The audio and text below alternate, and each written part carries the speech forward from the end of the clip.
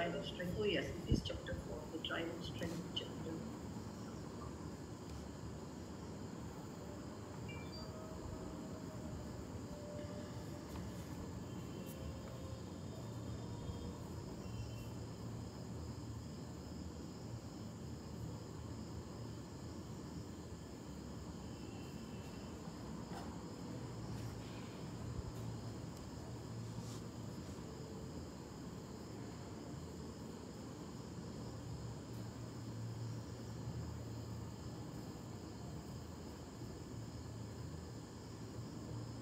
Dear devotees, Hare Krishna, please accept my humble obeisances. All glories to Srila Prabhupada. I would like to warmly welcome His Holiness Bhakti Vigna Vinasha Narasimha Maharaj to today's Ramayana Katha reading. So today we are doing day 3 of Ramayana Katha reading. You can unmute your mic to welcome Maharaj. You can say Hare Krishna to Maharaj, Hare Krishna, Guru Maharaj, Hare Krishna Maharaj. Hare Krishna, Hare Krishna. Yeah, so thank you for Hare Krishna. Yeah. We are so fortunate to have the association, Maharaj. Hare Krishna, Maharaj. Recording in progress. Thank you very much, Maharaj, for blessing us with this Maharaj association. Okay, don't take so much time. You just had to say Hare Krishna. Please, don't take so much time.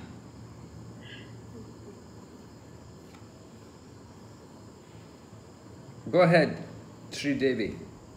Okay, thank you, Guru Maharaj. So, I think we stopped here, dear devotees. Remember, we stopped here yesterday because this chapter was rather long. So, we will continue with this reading of chapter 4. So, chapter 4 is the trial of strength. So, we will just continue here. So, as usual, you use your raise hand function. We only have 1 hour to do about 2 chapters. We'll try to do 5 and 6 if possible. That will be wonderful.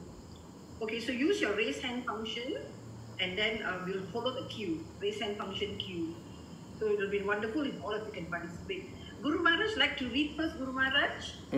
Beginning from what? As the 2 kings? The following morning, Dasharada rose early. Oh, okay.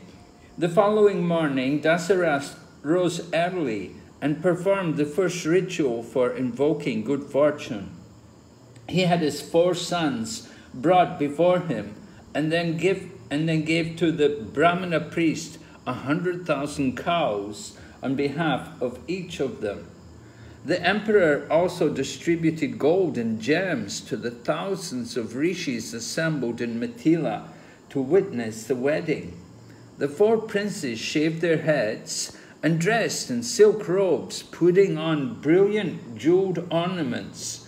Surrounded by the 4 handsome and effulgent youths, Dasarath shone like Brahma surrounded by the celestial guardians of the 4 quarters.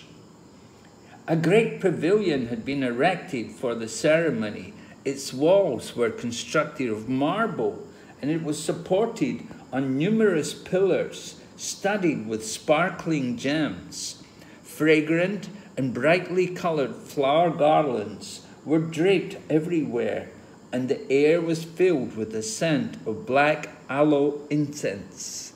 Large stands constructed of mahogany inlaid with coral and pearl, holding rows of golden seats, surrounded the sacrificial area. Kings from all around the world, along with their ministers, filled the stands, eager to see the wedding. The entire pavilion was crowded with jubilant people who cried out, "All glories to Rama and Sita!" Hundreds of elderly Brahmins wearing simple loincloths with clean white threads hanging from their left shoulders were seated around the sacrificial arena. They recited Vedic hymns continuously, and the melodic rise and fall of their metrical chanting filled the pavilion. Musical instruments played while expert singers sang the praises of Rama and Sita. The whole assembly appeared like an exuberant festival held in the heavens by the gods.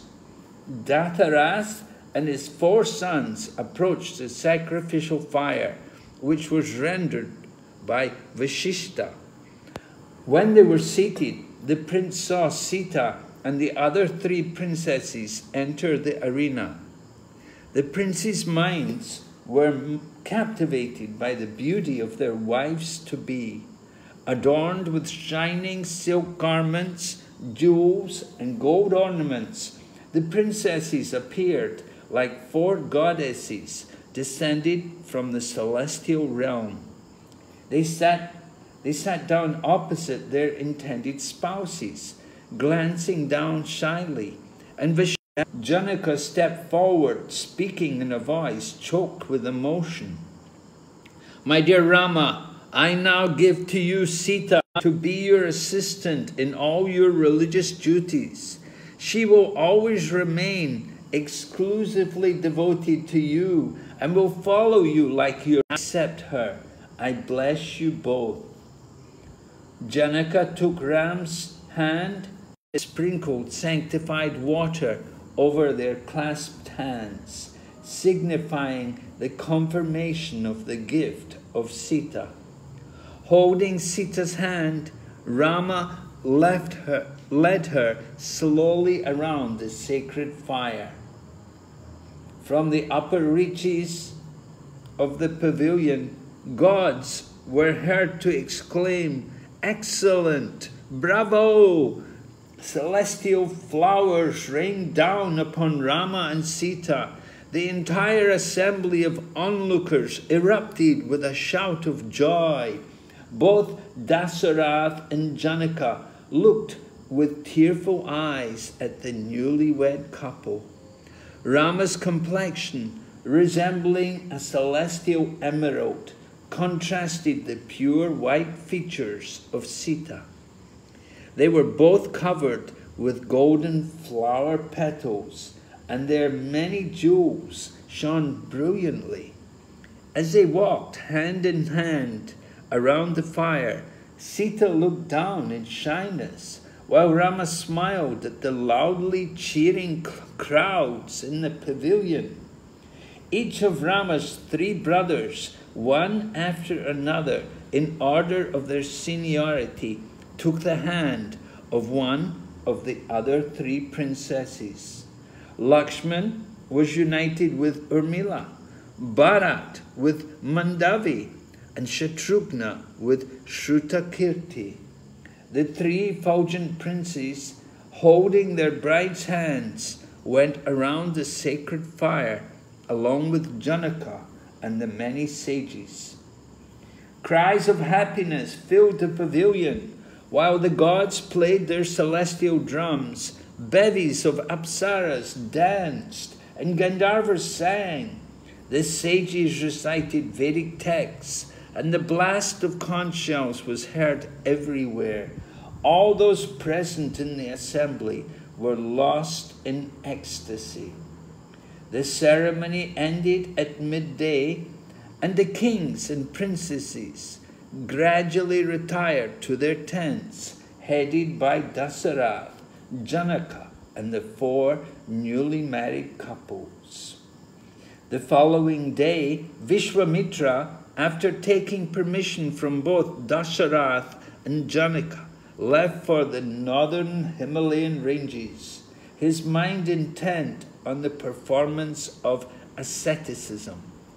Janaka bestowed upon his daughters a dowry consisting of hundreds of thousands of cows and an equal number of elephants, horses, chariots, and foot soldiers. The king, whose wealth was virtually unlimited, gave away millions of pieces of silken and cotton textiles, tens of thousands of hand-woven carpets, heaps of gold, silver, and jewels, and hundreds of richly adorned maids for each of the brides. After a few days, Dasarath left for Ayodhya, proceeding at the head of a large army. As the king, surrounded by his sons and the host of sages, was traveling along the broad road that led to Ayodhya, he suddenly saw a strange omen. Birds began to cry out fearfully and swoop low over their heads. Witnessing this foreboding sign, Dasarath's heart quivered and his mind became fearful. The king asked Vasishta if he knew the cause of those omens. These signs portend some grave danger, replied the rishi. But here are groups of deer crossing our path from left to right. This indicates our deliverance from that danger. You should not fear. A fierce tempest blew up. The sun was enveloped in darkness and the sky became black. Trees crashed to the ground and the earth shook. A dreadful dust storm swirled around the travelers, confounding their senses. They were rendered virtually unconscious. Suddenly, from out of the darkness, appeared the terrible sage Parasurama. He was dressed in tiger skins and had matted locks coiled at the crown of his head. Dasarath and his followers immediately recognized him. Although a Brahmin, Parasurama was famous for his prowess as a fighter. In former ages, he had single-handedly overcome the world's warriors, annihilating them by the millions. The sage had become enraged when his father was killed by warrior kings, and he wreaked an awful vengeance. He had ranged the globe, massacring the entire warrior caste. He now stood before Dasarath, holding a battle axe in one hand, and in the other hand, a fierce arrow which resembled a streak of lightning. He was as tall as 2 men, and he had upon his shoulders a great bow, appearing as irresistible as the fire of universal destruction. He blocked the path like an impassable mountain. The sages in Dasarath's party gathered together quickly. They took water to wash Parashurama's feet and hands and offered him gentle words of welcome. Accepting the honor offered by the sages, Parasurama looked at Rama and said in a grave voice, "O Rama, I have heard of your strength. By breaking Shiva's bow, you have performed an incredible feat.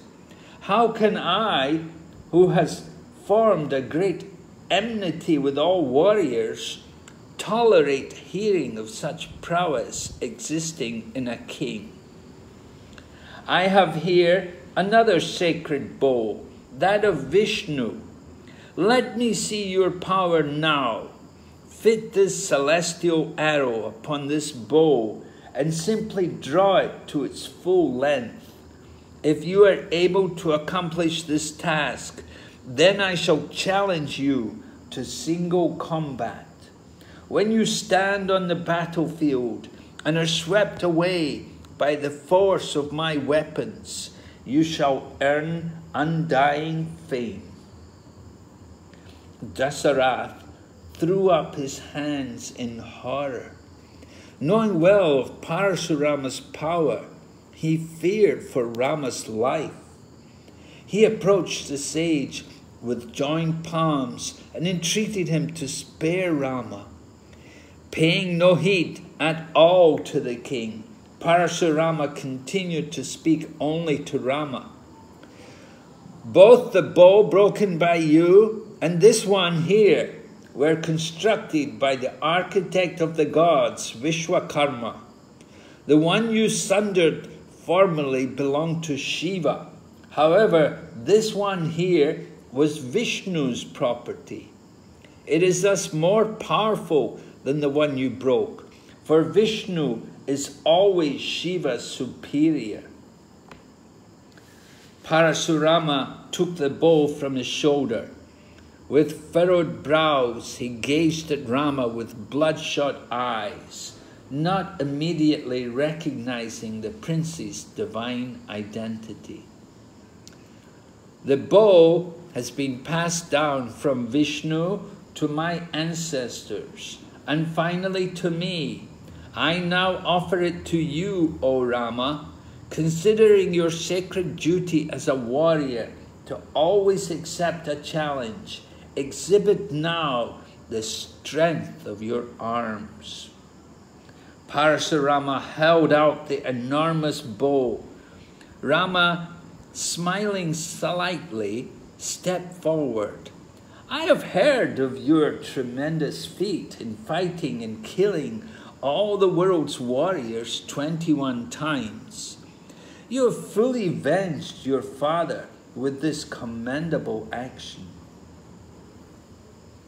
Even as a child, Rama had been told the story of Parasurama.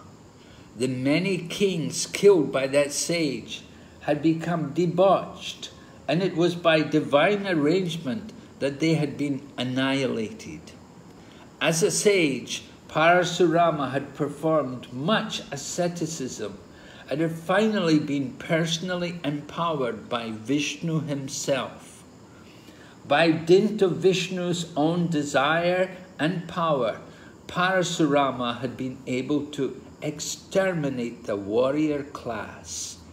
Now, Vishnu, appearing as Rama, again stood before the sage. He continued to speak. You are a Brahmana sage and are therefore worthy of my worship. However, since you despise me, seeing me to belong to the warrior caste, I shall now display to you my personal prowess. Rama seized the bow along with the blazing arrow from Parasurama's hand. He strung the bow in an instant and drew the bow back to his ear. Looking angrily at Parasuram, he asked, Where shall I discharge this deadly shaft, O sage? As you are my superior, I dare not aim it at you. Hosts of gods had assembled in the sky. Seeing the celestial bow drawn in anger by Rama, and fearing that he may destroy the heavens, they cried out, Vishnu, save us, save us. Rama, standing with the bow, blazed as brilliant as the sun, and Parasurama fell back in astonishment. He felt his own power completely eclipsed by Rama. Suddenly realizing Rama's identity, the sage spoke in faltering tones. You appear invincible, and I can understand you must surely be the imperishable Vishnu himself. I accept defeat, but I am not ashamed, as you are indeed the Lord of all the worlds.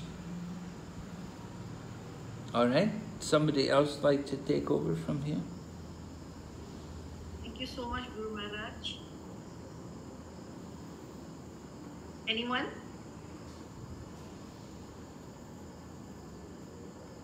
Okay, Prabhu, Sharan Raj Prabhu, carry on.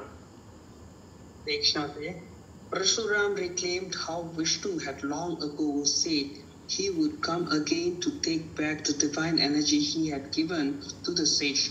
The warrior sage folded his palms and said, O Rama, O all-powerful one, you have already divested me of my power and my pride. Please release this arrow upon my desire for heavenly pleasure and thereby burn them all the ashes. I wish only to serve you with all my material aspiration destroyed by you. I shall be fit to become your eternal servant. This is my deepest desire. Parashurama's bow low before Rama, who then fired the fearful shaft. The sage immediately vanished along with the arrow. Then Varuna, the god of the water, appeared and Rama gave him the celestial bow to keep on behalf of the gods. The exchange between Rama and the sage was heard and understood only by Vasishta and a few other spiritually powerful Brahmins. The king and the others present had been wholly comforted by the event that had occurred. They were amazed and relieved to see that Rama had somehow appeased the sage. Everything again became calm and the party resumed their journey, soon approaching Ayodhya. Word had already reached Ayodhya of the approach of Dasharatha's party. Thousands of Brahmins and citizens had come some mile out of the city to greet them. They stood along the wide road throwing rice grains and fresh green leaves in front of Dasharatha. Seated aboard his chariot, the emperor of his sons waved at the people. They moved slowly through the crowds and entered the city instead. It was decorated with flags and festoons and strewn all over the flower. Trumpet fanfare sounded and joyous people crowded around the king's party as it went slowly along the main thoroughfare. Dasharatha entered his own white marble palace, which resembled Mountain Himavat. He was greeted by his wives who had organized a ceremony reception for their son and new daughters-in-law. After the greeting, the prince and princess went to their respective palaces and began to enjoy life in Ayodhya exactly like the gods in heaven. After a few weeks, Dasharatha asked Bharata and Shatrughna to go to the kingdom of their father-in-law, Kushkadvaja, who himself had no son. The emperor instructed the prince to assist Kushadvaja in the affair of state. Along with their wives and a large army, Bharata and Shatrughna therefore soon left the capital and went to Rajagriha, where Kushadvaja lived. Hare Krishna Mataji. Hare Krishna, thank you so much. Now we will go on to the next chapter, which is Crooked Advice for Queen Kaikeyi. Give me a second.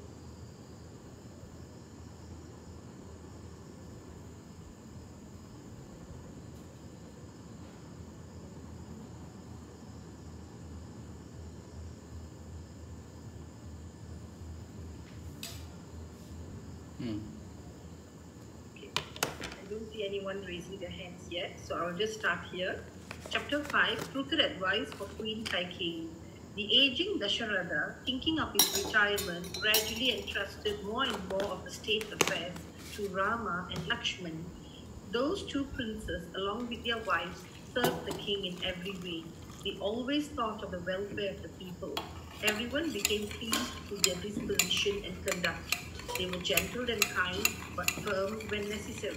They demonstrated complete mastery of the military arts, and having slain the powerful Rakshasas even while boys, were respected as great heroes. Rama was especially dear to the king and the people. He was always tranquil and soft-spoken, not retorting even when someone spoke harshly to him. He recognized the smallest of services rendered and did not take to heart any wrongs against him. Rama had conquered anger and was full of compassion. Making all arrangements to protect the people, he surrounded himself with intelligent advisors and never made a decision without due consultation. Despite his power and ability, He always remained humble, mild, and self-controlled. He was not influenced by envy or hatred, did not engage in frivolous talks, and always sought the good in others. Free from sloth, he was ever vigilant to carry out his duty. Rama gave delight to even the gods, who frequently graced Ayodhya with their presence. He was as tolerant as Mother Earth, as wise as Brihaspati, and as valorous as Indra.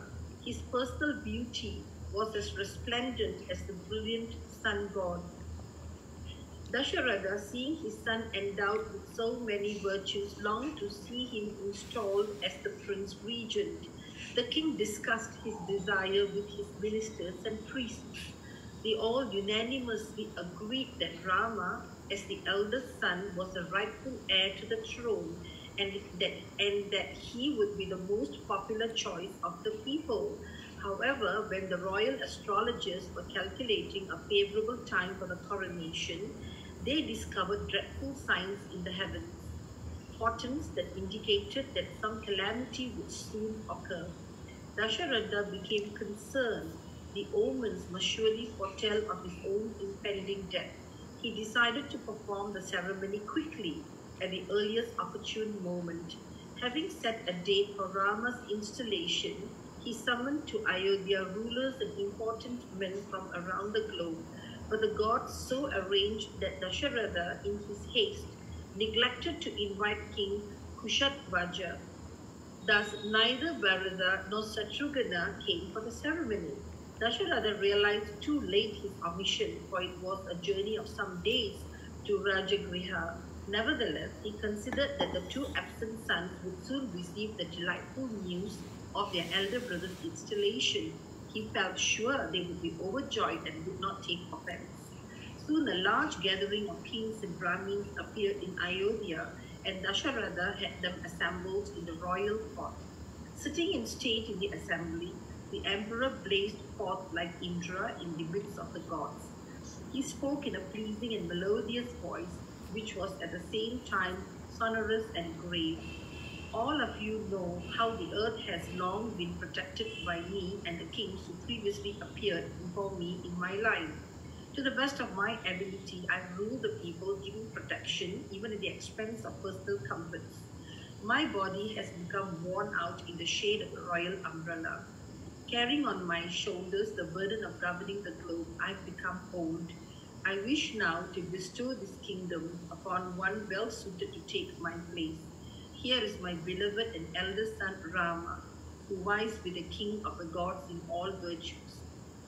With the agreement of my closest advisers and in accordance with custom and law, I desire to place Rama at the head of the state. With your permission, therefore, the ceremony will take place tomorrow morning.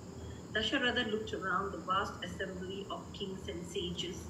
All of them gazed at him intensely as he spoke. The king saw Dasharatha as the leader of the entire earth. They all had affection for the old emperor who always administered the law with justice and compassion. They willingly paid him tributes and sought his guidance in the affairs of state management. Dasharatha oversaw the world situation, ensuring that the different kings and leaders all ruled according to the codes of religion. All the assembled kings felt that Rama was the perfect choice to succeed Dasharatha. As the emperor looked at his obedient and gentle son, he was moved by love. He continued to speak with tears running from his eyes. Rama, who possesses every desirable quality, will be your worthy protector, and even the universe will be better ruled with him as emperor. If my plan finds favor with you, then be pleased to give your consent. Otherwise, if you consider that some other course should be taken, then speak out. Perhaps you may find me overly attached to Rama, choosing him when a better choice could be found. The views of the dispassionate are always to be sought when deciding a difficult issue. The whole assembly was filled with delight upon hearing Dasharatha speak. They erupted with loud acclamations of joy, even as a crowd of peacocks would acclaim the appearance of a large rain cloud. The sound echoed all around Ayodhya, seeming to shake the earth. Let it be so, let it be so, was heard everywhere, and every man was in agreement. Stepping forward, a leader of the Brahmins, said, "You have long protected us with love, O king. Now you have a worthy son and can retire peacefully. Pray install Rama as the prince regent, for he alone deserves to be a successor. We long to see Rama riding upon the great royal elephant, his head shielded by the white umbrella." Hare Krishna. Anyone like to continue?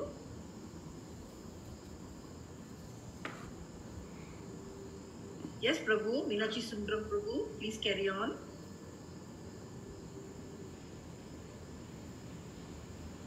Upon hearing. Hare Krishna, everyone. Upon hearing. Can you hear me? Yes, Hare Krishna. I can hear you, Prabhu. Okay. Stepping forward. Upon hearing the assembly. Upon hearing the assembly voice, their unanimous agreement to Rama's installation, Dasaratha stood up, his eyes flooded with tears of joy. "It is fortunate for me and indeed the world that you all wish to see Rama succeed me as king. This confirms my decision. I shall begin the arrangements for Rama's installation immediately." Dasaratha came down from his throne and approached Vasistha, touching his feet. "With your permission, O holy Brahmin, we shall proceed with the ceremony tomorrow. If you are agreeable, then please make all preparations." "So be it," Vasistha replied, and he immediately commanded the king's ministers to set about making ready all of the items required for the installation of the following day. The assembly then dispersed with a loud clamor, and shouts of "Victory to Rama" were heard everywhere. That night, however, Dasaratha remembered the astrological predictions. He became fearful and called for Rama. Speaking with him in private, Dasaratha said, "I have enjoyed a long life and have always protected the people to the best of my ability. In thousands of religious ceremonies, I have bestowed abundant charity. By sacrifice, worship, and charity, I have repaid my debt to the gods, the Brahmins, and the forefathers. I have also satisfied myself through the enjoyment of numerous pleasures. All that remains for me to do is to install you as my successor." Dasaratha clasped Rama close to his bosom. The king's body trembled and his eyes shed tears. He desperately longed for his son to succeed him. At last it was imminent. Surely no evil destiny could prevent it now. Would not even the gods desire to see this magnificent prince become the king? Dasaratha revealed his concerns to Rama, telling him of the malefic stars. He also told his son of the many bad dreams he had recently experienced. "My dear Rama, due to seeing all these omens, your installation has been sought swiftly by me before any problems arise. With your good wife Sita, make offerings into the sacrificial fire tonight. At sunrise tomorrow, we shall commence the installation ceremony." Rama nodded in agreement and then bowed to and took his leave from the king. He went back to his palace and, along with Sita, sat before the sacrificial fire, making offerings to Vishnu. The news of Rama's installation quickly spread around the city, delighting everyone. The temples were thronged with people offering gifts and worshipping the gods. As evening fell, the city streets were filled with a flurry of joyous citizens. The large crowds of men moving about Ayodhya resembled the tossing waves of the ocean. Everyone spoke only of the installation. Poets and bards composed songs about the occasion. Flags were hoisted high on the housetops, and garlands of forest flowers were draped everywhere. Colorful festoons hung across the streets, which were swept and sprinkled with perfumed water. Shining lamps hung from every tree lining the streets. The city echoed everywhere with the loud chanting of Vedic hymns. Elephants and bulls roared on all sides, and the whole atmosphere thrilled with excitement. No one could wait for sunrise when the ceremony would commence. In the palace of Kaikeyi, the king's youngest queen, there was the hunchbacked maidservant called Mantara. Upon seeing the celebrations, Mantara approached Rama's former nurse and inquired, "What occasion gives rise to this display of delight on every side? Is the emperor going to perform some great sacrifice?" The nurse, her face blooming with happiness, told Mantara about the king's decision to install Rama as the heir apparent. "Tomorrow, under favorable stars, our Lord Dasharatha will give to the sinless Rama the office of Prince Regent. What greater occasion for joy could there be?" Mantara's mind recoiled at this news. She was immediately seized with anger. Surely this was a disaster. With Rama installed as king, her mistress Kaikeyi would soon fall out of favor. Her own son Bharata being left as nothing more than Rama's servant. Mantara raged within herself. She had long enjoyed special privileges as Kaikeyi's senior maidservant. The emperor particularly liked her mistress, who had given Mantara the esteem she desired. As a hunchback, she had always been the butt of jokes and abuse among the other servants. But as her mistress became more influential, the other servants, even those of the senior queen Kaushalya, had been obliged to pay her respect. Anyone else?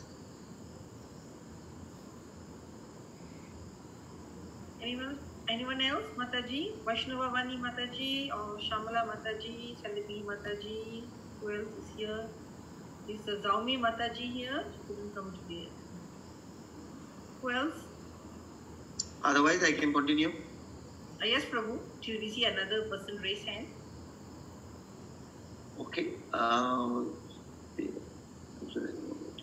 think Vaishnava Citing Vani. with You read for a while, Prabhu, then after that followed by Vaishnava Vani Mataji. Sighing with anxiety, Mantara ran to Kaikeyi's room, where she found the queen lying upon a couch. With her face flushed, she began addressing her bemused mistress in harsh tones. "Get up, foolish woman. How can you lay there when calamity stares you in the face?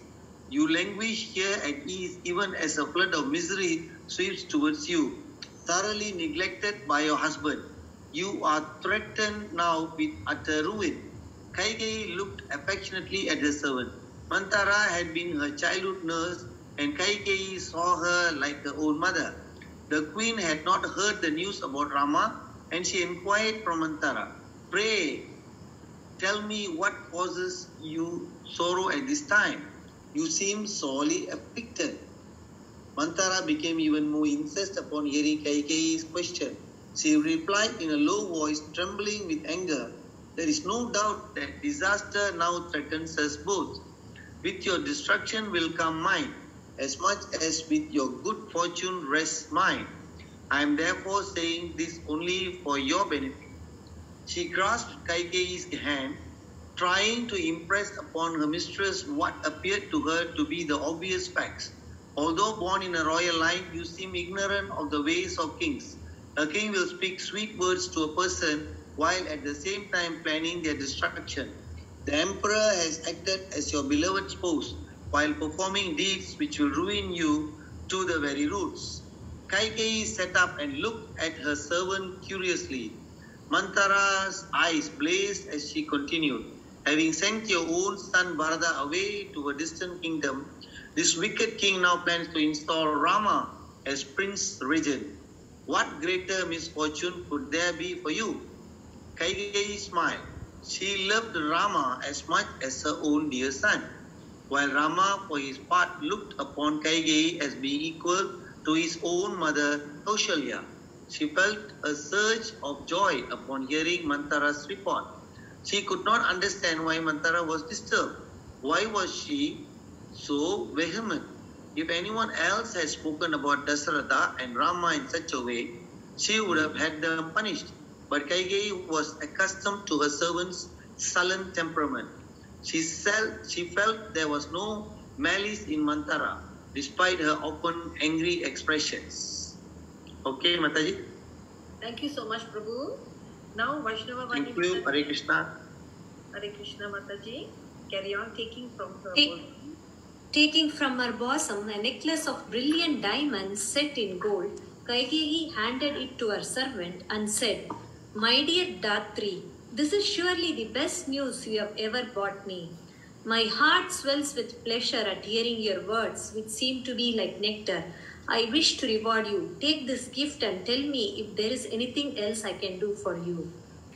Manthara threw down the necklace and began rebuking Kaikeyi. "There is no occasion for joy, foolish lady.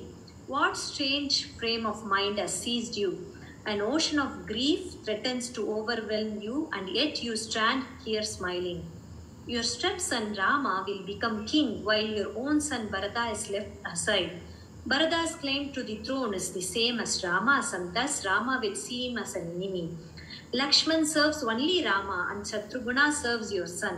Therefore, it is only Rama or Bharata who may be crowned as the sovereign of this world.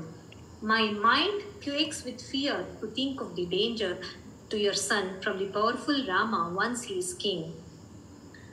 Manthara's eyes grew bloodshot with fury and her face whitened as she spoke. Why was Kaikeyi not understanding? Kausalya had long been snubbed by the king in favor of Kaikeyi. When Rama became the king, that would all change. Kausalya would be exalted to the highest level, while Kaikeyi would lose her special position as the king's most favorite consort. Kausalya would certainly exact a revenge for her long suffering. Kaikeyi would become Kausalya's maidservant and Bharata would at best be Rama's servant. More likely he would be exiled. Where would that leave Kaikeyi's servants? Praying to the gods to help her, the hunchback maid became more ardent in her plea. "You must do something. This is a great disaster. Once the crown has passed to the other side of your family, you will in time see in your own side sink into oblivion, bereft of all royal fortune." Hearing this strong submission from her servant, the beautiful Kaikeyi thought of Rama. She could not imagine him bearing any ill will toward Bharata. Manthara's fears were quite groundless. Rama always acted in perfect accord with religious principles. He was devoted to truth, disciplined, and always kind. He doubtlessly deserved to be king. After he was crowned, he would surely look after his younger brothers like a father. Manthara had no reason to feel such distress. Kaikeyi sided her gently. "When such an occasion for rejoicing has come, you should by no means give away to grief, my dear maidservant. Nor should you think ill of Rama. My son Bharata will be in no danger from Rama, and in the future he may well succeed him to the throne. There is no need for lamentation." Manthara would not be placated. In order to improve her own position, she wanted her mistress to be the mother of the king. Blinded by her own greed and envy, Manthara considered the emperor to be acting from similar motivation. She continued to besiege Kaikeyi in increasingly rancorous tones. "Surely it is due only to stupidity that you fail to see your impending doom. Oh, deluded one! Rama will be crowned king, and after him he will come his son. When there will Bharata be left? Not all the sons of a king can assume the throne. It falls only to one among them. Having taken hold of the throne, Rama will ensure that it goes to his own son, if necessary by banishing Bharata, or perhaps even by sending him to the next world. You and your line will be lost and forsaken. I am here to awaken you to a great peril now arrived at your door. Do not disregard me." Manthara's lofty position in the palace has gone to her head. She was furious at the prospect of losing her status, and she continued to present many arguments to her mistress. She played upon the natural rivalry existing between the king's co-wives. Kaikeyi's affection for Rama was deep, and the discussion went back and forth for some time. But gradually Manthara began to change her mistress' mind. By the gods' arrangement, her arguments swayed Kaikeyi's mind, and the queen's intelligence became confused. Although she loved Rama, she began to consider his installation was an injustice. Manthara saw in Kaigeyi's face that her mind was wavering. She grasped the queen's hands. There is a way by which we may not be ruined. If Rama can be sent to the forest and Bharata installed in his place, then the sovereignty may be secured in your line. This idea has entered Manthara's mind by the sudden inspiration of the gods. Kaigeyi, intrigued, looked at her servant. How can this be accomplished? Manthara recalled a story she had heard from her mistress many years earlier. Some time ago, you told me how you once went with your husband when he was assisting Indra in a battle against the demons.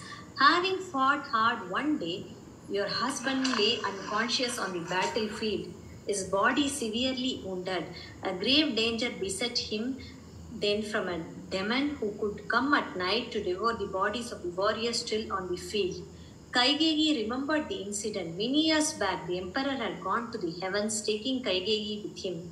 He was famed as an invincible warrior, and the gods had asked his assistant in a fight. At that time, he had fought so powerfully that his chariot appeared to be facing 10 directions simultaneously, and the gods had therefore named him Dasarada, or 10 chariots. Manthara continued, at that time, seeing the danger to Dasarada, you rode out in a chariot and rescued your lord. Upon recovering, he offered you a couple of boons, but you deferred them to a time when you might need them most. Surely that time has come now. Go to Dasarada and ask that he banish Rama and install Bharata in his place as the prince regent. In this way we shall both be saved. Despite her love for her husband and attachment for Rama, Kaigeyi became convinced by Manthara's arguments. She was upset. How could the king have treated her such a way? He was always so kind and loving. Was all that a show to win her favor? She began to feel angry. The king might have spoken so many sweet words to her, but by his behavior it was obvious that he favored Kausalya. They had probably even conspired together have Bharata sent away. Why had she not realized it before? It was obvious. Now the whole situation was revealed. Dasarada had shown his real feelings by completely neglecting her and favoring Kausalya's son instead. Kaigeyi heaved a doleful sigh. Your suggestion finds favor with me, Manthara. I shall this very moment go before the king and ask of him these boons. Thank you, Mataji. Hare Krishna. Thank you so much, Mataji. Anybody else who hasn't read yet?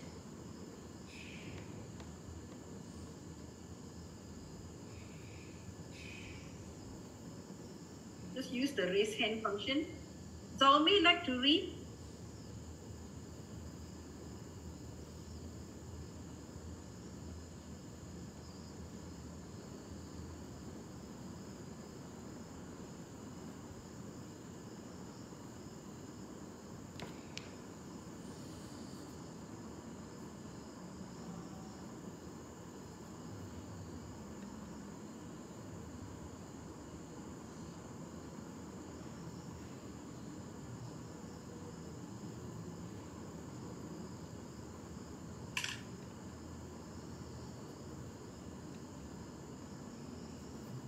Guru Maharaj? Yes, Guru Maharaj? yeah, I can read. Yes, Guru Maharaj. Just a minute. No. Manthara's mind. Manthara's mind was full of cunning. Her eyes narrowed. You should ask that Rama be banished for no less than 14 years. Within that time, your son Bharat will become dear to the people, and he will be firmly established on the throne. Manthara intelligently knew that Bharat would never become the king in Rama's presence. The people would not allow it to happen. Even the humble Bharata himself would almost surely not accede to such an arrangement. Rama had to be banished. The maidservant continued, do not allow Rama to remain in the kingdom. By his power and influence, he will seize the throne, even if Bharat is crowned. Your son has long been away while Rama has been here, winning the hearts of the people. It is imperative that Rama be sent away for a long time. Kaikeyi listened with full attention as her maidservant revealed her insidious plan.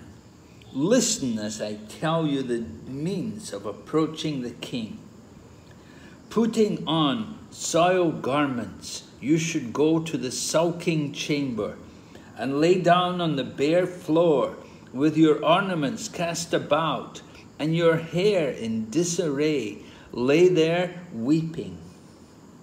Manthara knew that her mistress was guileless by nature. The queen would not have acted politically, even though angered, but her servant led her along. She spoke of Dathara's special affection for her youngest and most beautiful wife, for his youngest and most beautiful wife.